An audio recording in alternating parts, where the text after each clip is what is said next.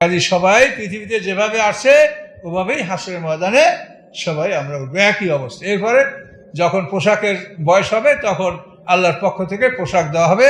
কে কি পোশাক পাবে সেটা আল্লাহর বিধানে আছে, সেইভাবেই পোশাক পাবে। জাহান্নামীরা আলকাতরা জামা পাবে, মোমেনরা রেশমি পোশাক পাবে। যে যেটা পাওয়ার যোগ্য তাকে সেই পোশাক দেওয়া হবে এবং বিভিন্ন দলে দলে বিন্যস্ত করে তাকে সাজানো হবে।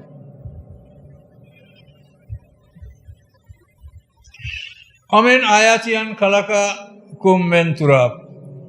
আল্লাহর নিদর্শনের মধ্যে একটা নিদর্শন হচ্ছে যে আল্লাহ তাআলা তোমাদেরকে মাটি থেকে সৃষ্টি করছেন, অর্থাৎ সৃষ্টি শুরু হয়েছে মাটির থেকে। আদম আলাইহিস সালামকে আল্লাহ তাআলা মাটি থেকে সৃষ্টি করেছেন এবং আদমের মাটির সাথে আমাদের মাটিও একসঙ্গে নেওয়া হয়েছে। তো এরপরে আদমকে সৃষ্টি করার পরে তাকে জান্নাতে নিয়ে যাওয়া হয়েছে, সেখানে বসে মা হাওয়াকে সৃষ্টি করা হয়েছে আদমের পাঁজর থেকে উপাদান নিয়ে। হাওয়াকে সৃষ্টি করার পরে আমাদের যে পদার্থটা আদমের মধ্যে, এটাকে আল্লাহ বীর্যে রূপান্তরিত করে দিয়েছেন। ফলে সেই বীর্যের ধারা পৃথিবীতে প্রবাহিত করে দিয়েছেন আল্লাহ তাআলা। সেই বীর্যের মাধ্যমে আমরা পৃথিবীতে বংশ বিস্তার লাভ করছি।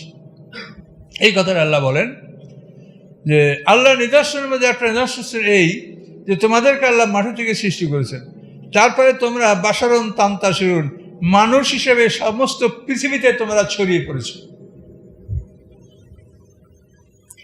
অমেন আয়াতিয়ান খালাকা লাকুম মিন আনফুসিকুম আজওয়াজা। আর আল্লাহর নিদর্শনের মধ্যে একটা নিদর্শন হচ্ছে এই যে তিনি তোমাদের জন্য তোমাদের দেহ থেকে তোমাদের জোড়া সৃষ্টি করেছেন। তো প্রত্যেকটা মানুষের স্ত্রী তার দেহের অংশ। স্ত্রী যখন স্বামীর সাথে বিবাহ বন্ধনে আবদ্ধ হয় তখন এই মানুষটা পূর্ণাঙ্গ মানুষ। আর এই বিবাহ না করা পর্যন্ত কিন্তু মানুষ হিসেবে তার মধ্যে মানে পূর্ণাঙ্গতা সে লাভ করতে পারে না, সে কিছু না কিছু ঘাটতি তার থাকেই।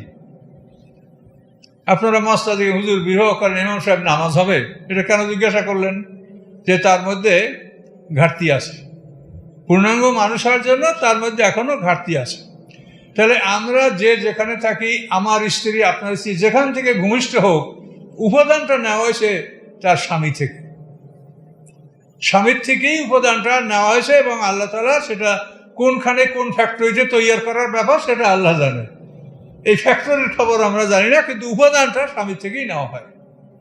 প্রত্যেকটা মানুষের স্ত্রী তার দেহের অঙ্গ। আদম আলাইহিস সালাম থেকে যেরকম হাওয়াকে তৈরি করা হয়েছে, ওইভাবে প্রত্যেকটা পুরুষ থেকে তার স্ত্রী তৈরি করা হয়েছে। এবং নারী পুরুষ যখন বিবাহ বন্ধনে আবদ্ধ হয় তখন সে পূর্ণাঙ্গ মানুষ হয়। মা হাওয়াকে আদম থেকে পৃথক করা হয়েছে, তখন আদম কিন্তু অস্থির